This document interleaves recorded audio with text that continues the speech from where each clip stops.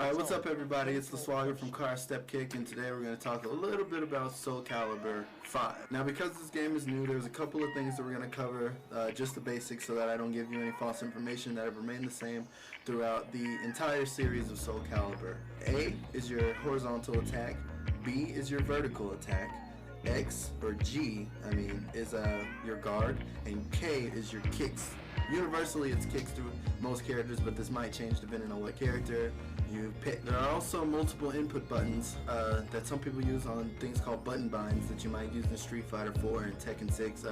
A plus B, B plus K, A plus G, and B plus G. AG and BG are your throws. It's a 50-50 because usually the throws don't look any different. The throw animation where they grab you doesn't look any different from either one. So you kind of have to take a really educated guess on what throw the person is going for. Sometimes based off damage output or what throw you want to break to get rid of certain options your opponent might have on you if they do land the throw. Now certain characters like Astaroth have command throws with both BG and AG. Now you do have to guess at those command throws as well, so realistically he has about 4 throws he can do from a standing position that you have to guess from, but truthfully you still only have about a 50-50 guess because they can be both broken by the same buttons. His AG command throw can be broken by A just like his AG normal throw can be broken by A. The only difference that you realistically have to be aware of is that his command throws have a smaller window for throw breaks, so if you can't break it in the same timing as you can a normal throw. A normal throw can be late broken where your character, instead of just pushing them off you, will kind of fall to the ground a little bit or stumble. You can break throws early where your character just pushes them away from you as they try to grab you, but unlike those throws, you really can't late break a command throw, and they are very fast. Especially in Astaroth's case where he has a just frame command throw, which gives you an even smaller window to tech the throw in. Your normals are used, like AA and BB, your normals are used for spacing. For AA particularly, some characters have really fast horizontal string, like AA. It keeps players from being directly in your face. It can preemptively stop throws. You can even interrupt some animations from moves with it. Your BB attacks, those typically beat crouching. AA loses to crouching, throws lose to crouching, but vertical attacks of most natures will beat crouchers. So if you think your opponent is going to crouch, you just hit BB instead of AA. Some vertical moves also launch, and they always beat crouching. Once again, they will always be crouching unless the move itself is designed specifically not to be able to do that. So as long as the move beats crouching, it can launch as well. So you don't always want to crouch when you're trying to break throws, but that's something we'll get into in a later video. Another thing that some characters have that others don't is counter hit properties on their moves. The moves themselves don't have to specifically hit counter hit to actually give you the advantages as if you did hit counter hit. In Soul Calibur 4, Setsuka has a move 2A plus B. When it hits, it gives you counter hit properties. The character that you hit them with grabs their toe when they bounce around a little bit before they hit the ground. You get a free juggle after that. You can set up some traps after that, so on and so forth. Another move that Setsuka has that gives you counter hit properties is her 1B. It hits overhead if you're crouching, and it gives them a crumple state where they hit their knees and then they hit the ground. You can combo them during the crumple state. There's a lot of moves in Soul Calibur that have these properties and don't necessarily have to hit counter hit. Those moves are typically the go-to moves for combo starters and juggles and launchers and even ring outs if you have the right move set to be able to ring out after a crumple.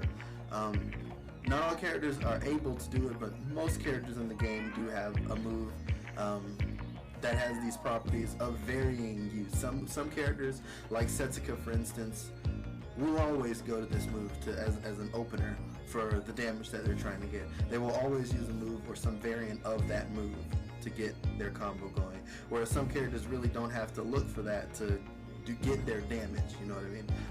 Like Sea Viper, like Hilda.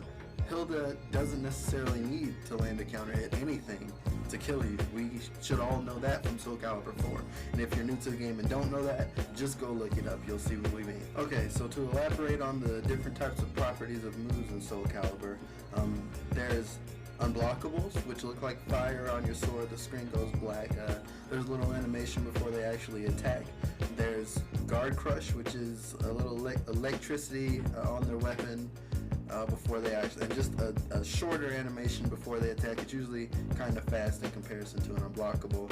And then there's just frame attacks. Now the thing about an unblockable is that, yes, they are indeed unblockable. Some of them can be sidestepped, some of them you can jump, some of them you can just kind of maneuver around and then interrupt the second part of the unblockable if there is a second part. In Soul Calibur 4 specifically, I won't speak on the other ones, but you can just impact unblockable attacks.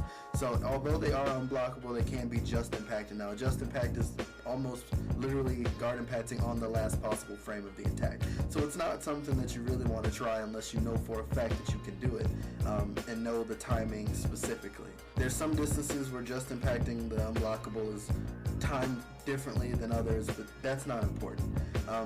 For the most part, you want to just avoid them. You don't want to try to just impact them because you get more out of avoiding and punishing the unblockable typically because of its recovery than you would for just impacting and being forced to do something immediately if you want to damage. Guard crush attacks can be guard impacted, just impacted, and blocked against. But the thing about guard crush attacks in Soul Calibur 4, again, I'm not speaking specifically about Soul Calibur 5 because I'm not sure how they will work in this game. But the thing about guard crushing is that some characters can set up unblockables if you block the guard crush itself.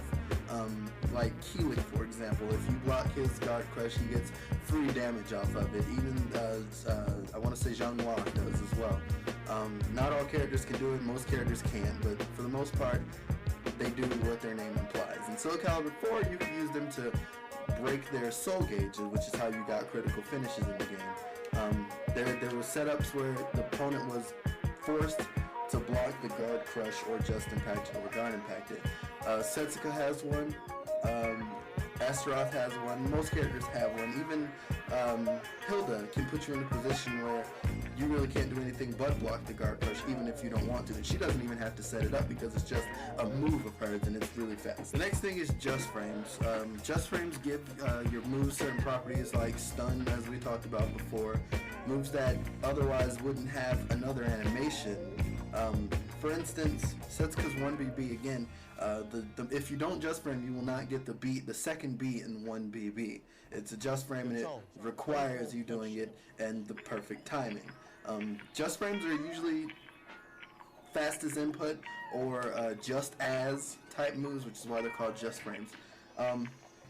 The just as moves, you push the button as your move attacks or just after the move attacks, but fastest input just frames, which are typically the easier to do, it's just your fastest input. You put it in as quickly as possible, you put it in to meet the requirement of the just frame, and it just frames. It makes the move faster, it gives it a knockdown that it wouldn't otherwise have, a stun that it wouldn't otherwise have, maybe a guard crush that it wouldn't otherwise have. That's the purpose of just frame. Alright guys, thanks for watching. In the next video we'll be covering movements and what movement can do for your attacks and things like that, like wall rising, from crouching, things like that. All of those moves are dependent on your movement and your directional inputs on the pad.